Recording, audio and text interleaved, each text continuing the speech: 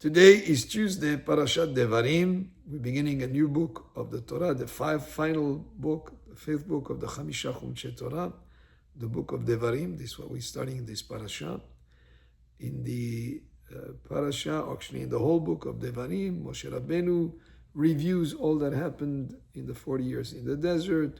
He reviews also many of the mitzvot of the Torah repeated here, and we learn many halachot from the repetition of the halachot here in the book of Devarim.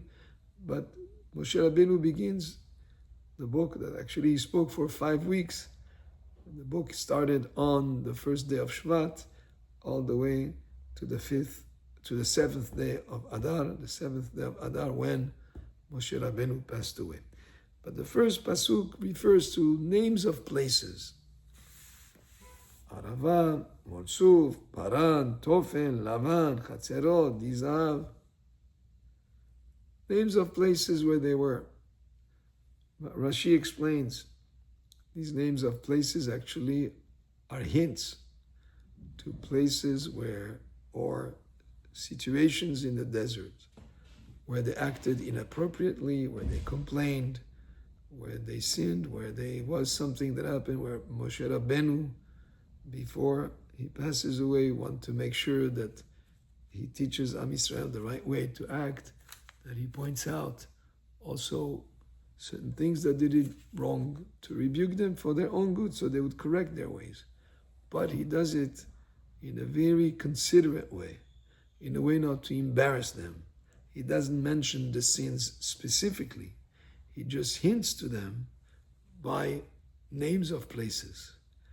And this is a very important idea that is delivered here. Even though he was the leader of Am Yisrael, even though he was the one who brought us the Torah, and he had every right to point out to Am Yisrael things that they did wrong, that they should correct, yet he's careful not to embarrass them. He's careful not to cause them embarrassment.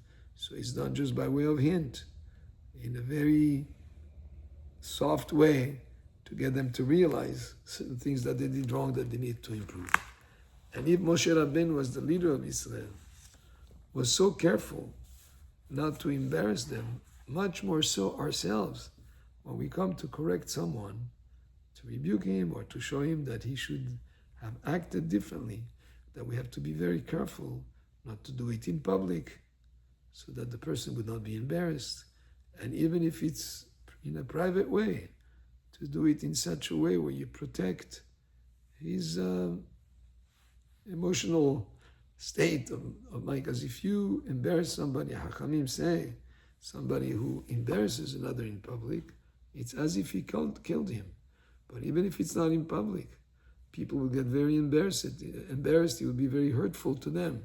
So there is ways to do it. It's actually an art how to rebuke people, how to point out something while keeping the kavod, the honor of that person, and doing out of a source of love and really a desire for that person to improve, rather than like sometimes happens where a person corrects another to show him that he's better than him, to put the person who's correcting on a pedestal and the other person on the lower level. No, you do it with ahava, with love, and with a real desire to help the person. So part of how you help a person, you have to make sure not to embarrass them. And that takes some, it's an art how to do it, sometimes by way of hint, by way of, showing that it's for their own good, but protecting their self-esteem in a certain way. And that's what Moshe Rabbeinu does at the beginning of this parasha.